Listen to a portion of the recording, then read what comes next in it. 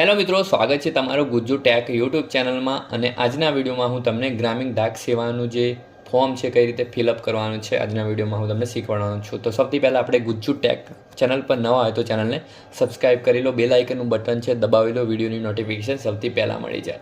હવે વાત કરી લઈએ તો તમને ફોર્મ ભરવા માટે તમારી ઇન્ડિયા પોસ્ટ GDSની ઓફિશિયલી વેબસાઇટ પર આવતું રહેવાનું છે અને આવું કંઈ તમને ઇન્ટરફેસ જોવા મળવાનું છે। તો હવે આપણે ટોટલ જગ્યાની વાત કરી લઈએ તો આખા ભારતમાં તમને ટોટલ પોસ્ટ 44,228 જેટલી તમને જોવા મળવાની છે। અને આના જે એપ્લિકેશન ફોર્મ સ્ટાર્ટ થશે 15/7/2024થી 5/8/2024 સુધી તમે ફોર્મ ભરી શકશો। હવે ફોર્મ ભરવા માટે સૌથી પહેલાં તો તમારે જે સર્કલમાં કેટલી પોસ્ટો પડી છે એ પણ તમને જણાવી દઉં।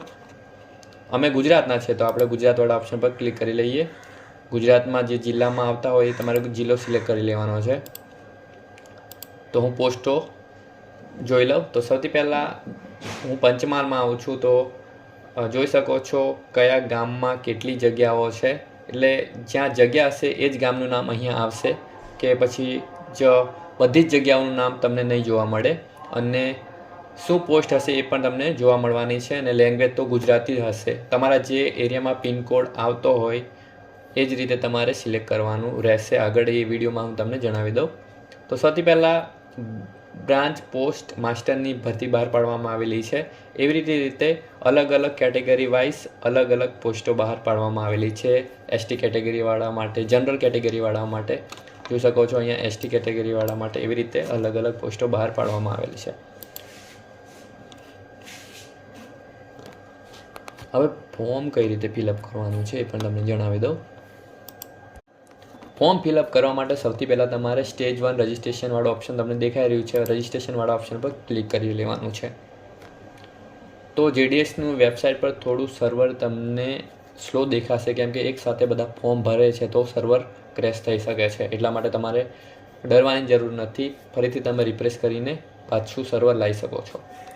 હવે સૌથી પહેલાં તો તમારે અહીંયા પોતાનો જે મોબાઈલ નંબર છે એ મોબાઈલ નંબર નાખી લેવાનો છે।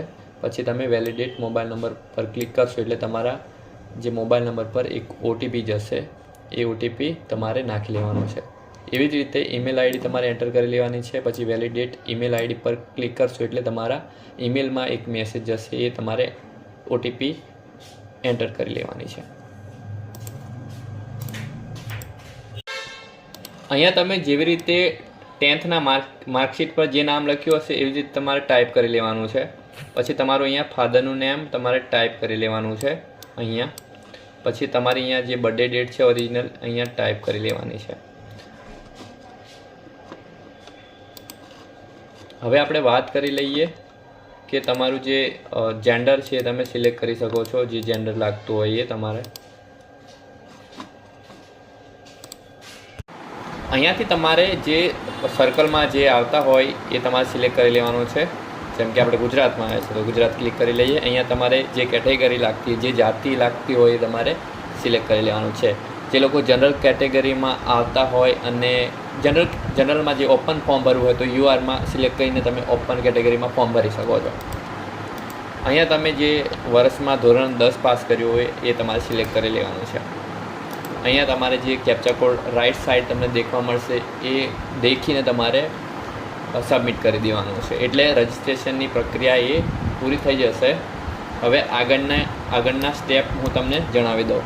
આ રહેશે તમારી બીજા નંબરની પ્રોસેસ। અહીંયા તમારો આધાર કાર્ડ નંબર છે એ ટાઈપ કરી લેવાનો છે આ બ્લેન્ક બોક્સમાં, અને જે તમારી પર્સનલ વિથ ડિસેબિલિટી છે એ તમારે યસ હોય તો યસ, નો તો નો રાખવાનું છે।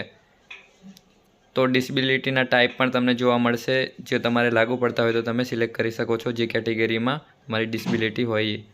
પછી લેંગ્વેજમાં તમારે જે આપણી મૂળભૂત ભાષા ગુજરાતી છે તો ગુજરાતી જ આપણે સિલેક્ટ કરી લેવાનું છે। સેકન્ડરી સ્કૂલમાં જે આપણે ભણ્યા છે ગુજરાતી લેંગ્વેજમાં એ જ સિલેક્ટ કરી લેવાનું છે। પછી તમારે પાસપોર્ટ સાઇઝનો ફોટો અને સિગ્નેચર અપલોડ કરી લેવાના છે। પાસપોર્ટ સાઇઝનો ફોટો 50 KB અને સિગ્નેચર। હવે તમે જે ભરી હશે ડિટેલ્સ એ બરાબર રીતે તમારે જોઈ લેવાની છે। પછી ટીક કરીને આપણે સબમિટ કરી લઈએ।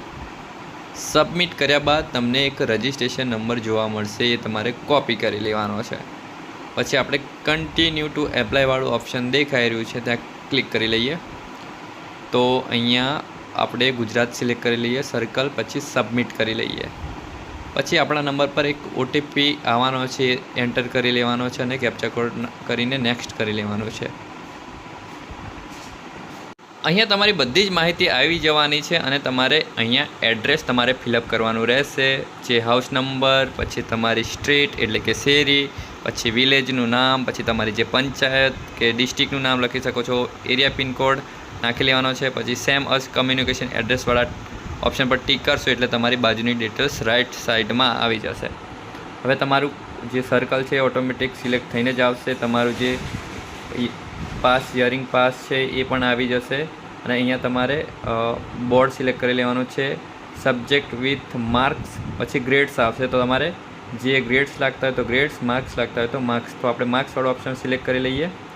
અહીંયા તમારે જે 6 વિષયના માર્કશીટ છે, માર્કશીટમાં જે તમારે 100માંથી કેટલા આવ્યા હોય, જેમ કે સાયન્સ ટેકનોલોજીમાં 100માંથી 45, હું આ ડેમો દેખાડવા માટે જ આ પ્રોસેસ કરી રહ્યો છે. તમારી માર્કશીટમાં જે હશે એ જ તમારે ઓરિજિનલ નાખવાના રહેશે. તો હું બધા જે સબ્જેક્ટ છે એ સિલેક્ટ કરી લઉં. તમારી જે ઓરિજિનલ માર્કશીટમાં હશે એ જ તમારે ઓરિજિનલ જ માર્કશીટમાં માર્ક્સ નાખવાના છે. તમારે ધ્યાનપૂર્વક દેખી લેવું, બધા માર્કશીટ બરાબર રીતે જોઈ લેવાના છે. તો મારે હજી ફિલઅપ કરવાનું બાકી છે એડ્રેસ, એ હું ફિલઅપ કરી લઉં. તમારો વિડીયો લાંબો ન થાય એટલે પોઝ કરી લઈએ. તો જોઈ શકો છો હું ડિટેલ્સ નાખી દીધી છે. તો મારા જે વિષય છે એ સેમ આવતા હતા એટલે એરર આવતું હતું. હવે તમારે અહીંયા સિલેક્ટ ડિવિઝનમાં તમારું જે ડિવિઝન એટલે કે જે જિલ્લો લાગતો એ સિલેક્ટ કરી લેવાનો છે. આપણે પંચમહાલમાં લાગીએ છીએ તો પંચમહાલ સિલેક્ટ કરી લઈએ. પંચમહાલ ડિવિઝનમાં જે તમારી જગ્યાઓ હશે જે કેટેગરી વાઇઝ એ તમને અહીંયા જોવા મળશે. તો પરફેન્સ સિલેક્ટ કરી લેવાનું છે અહીંયા. તો આપણે ST કેટેગરીમાં અમારે 8મા ઓપ્શન પર એક જગ્યા છે ST વાળા માટે, ત્યાં 1 કરી લઈએ. જ્યાં તમને જે જગ્યા પસંદ હોય એમાં 1, પછી અહીંયા 2, એવી રીતે 3 કરીને તમે ફોર્મ ફિલઅપ કરી શકો છો, જગ્યા ફિલઅપ કરી શકો છો. પછી સેવ એન્ડ પ્રોસેસ કરશો એટલે તમારું જે ફોર્મ છે એ ફિલઅપ થઈ જશે અને તમારે ST કેટેગરીવાળા માટે કોઈ ફી લાગુ નથી અને SC કેટેગરીવાળા માટે કોઈ ફી લાગુ નથી. એ ધ્યાનપૂર્વક